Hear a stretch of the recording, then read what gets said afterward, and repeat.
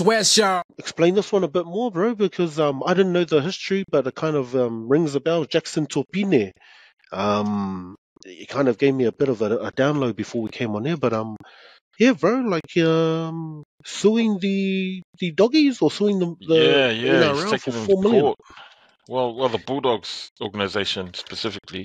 So there was that news that sort of broke, either it was a year ago or just over a year, where there was a player that had been sort of complaining and had sort of stepped out of the Bulldogs due to mental health reasons, and they didn't really give any specifics around who it was, and it's only just sort of broken in the last week that it was Jackson Topine and that he had turned up late to a Bulldogs training session, and then part of his punishment was that he had to wrestle all the boys that were at training, and it amounted to him wrestling 35 other guys apparently, which is what I was reading.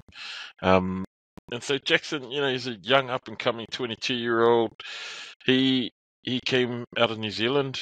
He was up here in Auckland, and he had sort of played a lot of his junior rugby league at the Northcote Tigers. And his younger brothers actually played with Caleb back in the days, and we knew his parents. They were super supportive of him. And they, in order to sort of really propel his rugby league, they moved their whole whānau over to Aussie, to New South Wales and Sydney. And man, like, he just flourished. Like, his game blossomed, and there were all these sorts of rep teams that he was making. Like, he made like the under 18s, New South Wales, and then he captained them. He was selected for the 18s Australian schoolboys team. This was back in 2019, after he'd been signed to the Doggies to play in the SG ball team. So he was quite, he was up and coming. And in 2021, I think it was, he represented the Māori All-Stars against the Indigenous in that game. Beginning of that year. And then in that same year, in round 4, he made his NRL debut. So, what position is he? What is he, like a fullback or something? Second row? No, he's a back rower. So, he was playing a bit of back row, but it was funny because, when we knew him, he was a hooker.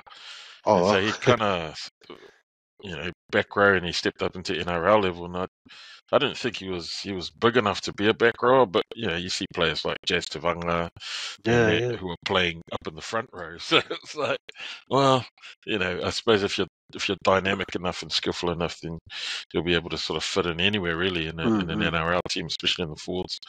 So, and then we kind of noticed that Jackson wasn't playing because these are guys that Caleb sort of knew growing up and playing league alongside. And it's like, oh, wait a minute, Jackson, he's still in their 30, like that top 30. Yeah, you just hadn't heard of him pushing up or breaking through and stuff. Yeah, and I thought he would because, Phil Gould came along and he just cleaned out like that whole squad. So all of those guys that were playing ahead of Jackson and playing seniors in 2021, like, they're all gone. And you would have thought that he would have pushed up into one of those back row positions, but he kind of just disappeared. And then in the last week or so, that news broke that he's taking these sort of legal proceedings against the Bulldogs for $4 million, which is, according to the article that I read, what their lawyers are saying is an average NRL player salary across their lifespan. So I'm like, well, he's going for the whole shebang in one go. That kind of sort of means that I don't think he's thinking he's going to have an NRL career again after this. It sounds like it's quite hard though, because I remember at the time, like, a lot of the commentary coming out of what was happening at the Bulldogs on the field,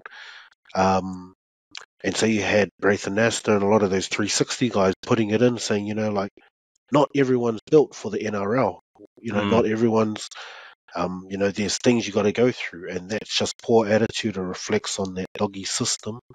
And so it's quite harsh hearing, this young kid coming through, and it's pretty much, he, I guess for him, realizes, I don't know if it's off the back of kind of comments like that, just mentally too, how do you continue? You might be a great player, but having that kind of shadow from great players themselves, guys like Brave Finesta, saying like maybe people aren't cut out for it.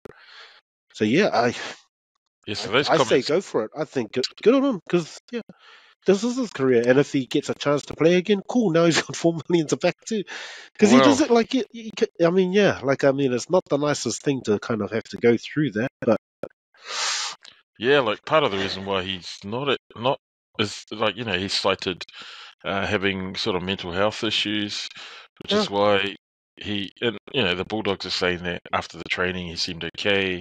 He continued to come to training a few weeks after that, but then he kind of just stopped, and so he cited mental health issues, and I don't think this lawsuit and the pursuit of it is gonna help help, that any. nah, yeah, He's going to be hung out to dry in the public arena, yeah, and there are going to be all sorts of uh, current rugby league players, ex-rugby league players, who will all weigh in on this with an opinion, because you've already mentioned some of the comments that they're saying about, NRL's not for everybody and blah, yeah, blah, yeah, blah. And it's kind of painted Jackson into a corner, and that this is now how he's going to be defined as a player. yeah, For if he does want to continue to play footy, I don't know if any professional teams would even consider looking at him because of this. This is going to create baggage for him now yeah. anywhere he It's the hard goes. thing, eh? Like it just follows you, Mm, especially because it, kind of off the back of that, there was just a spiral you had, So obviously, you kind of put the dots together now and go, cool. So he must have been the one who went to Vaitala as the guy who's speaking on behalf of the boys and going, hey man, yeah. that's not okay. I can't be turning up to training. I come all the way from New Zealand, kind of trying to make my way here. And this is how I get treated when I come a little bit late because his family, whatever he's up to. Mm. And it sounds like no exception. So yes, there's probably a hard line. They're probably trying to build that culture. But when there's, family stuff and that's what you turn up and given, yeah, it's real hard to kind of go, oh, this must be my And job. then Like, suck it up, suck it up. from a as Pacific people, because he's like half Rara, his dad's Māori, proud Māori man, and his mum's half Cookie, or his Oh, dad's half Cookie, can't remember. But they their lineage has got Cook Island in it. So, as Pacific, you kind of understand some of the stuff that Jackson might be sort of referring to, mm, and then why Faitala Mariner was approached as, oh, silly, yeah. I don't feel If safe. you turn up late You're for the no club good reason, you captain. probably realize, like, hey, but if it's something that's really family emergencies, it must have been something like you don't just flip the Yeah, I know. script. So And it'll we be don't know that what kind of, it yeah, is.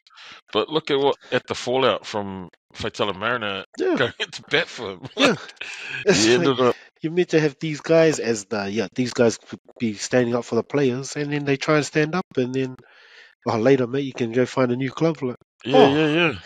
And that's exactly it. Like, so we kind of knew all of the Faitala Mariner side of it mm, as the club captain trying to represent an opinion or a view that this younger player coming through had sort of shared with them. And, if there are mental health issues, of course you're not going to feel, and he's only 22, he's young, he's not going to feel safe at all to yeah, sort of approach senior leadership in the club to express those concerns. And he's going to continue to turn up to training because it's like, oh, I still want to play, or like, I might yeah. not get picked.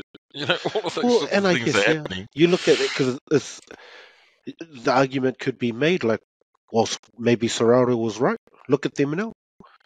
Yeah, And so it's kind of like, yeah, for the kid, it's like best to just part ways and go, look, just give me something because I obviously can't stay under a system now and try and break in when you guys are looking at me like the guy who couldn't hack it. Like, how can I even make it back in? yeah.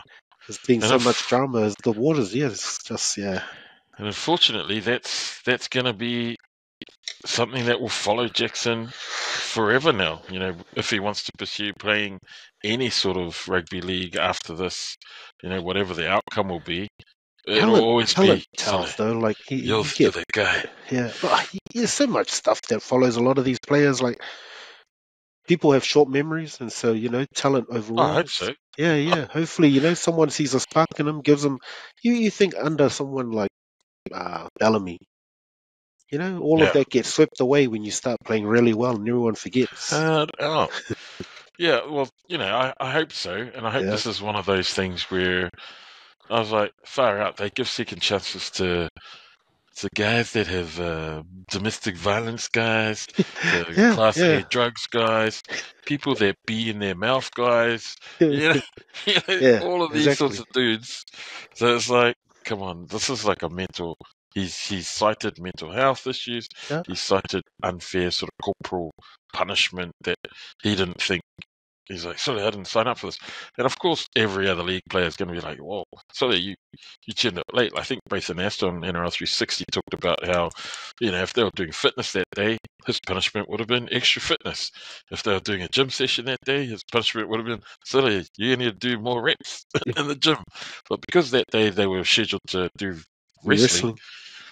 his punishment was, okay, you're going to do more wrestling. And unfortunately for him, it's played out how it has. He's obviously still got his parents 150% in his corner, and they'll back their son all the way. And credit to them, Yeah, they have, good on him. and rightfully so. But yeah, how this is going to play out, I don't know. But lots of those ex-professional players have sort of said, "Oh, the NRL needs to back the Bulldogs on this because if he wins, it'll set a precedent, and any player from now until forever No, is not going to happy say, or "Oh, something in sorry, there. Oh, look. that's too hard. I want $4 million." But I don't think we've had anything blow up as much as this recent times. So, Yeah, so it'll be interesting to see how it plays out in court. nice. All right.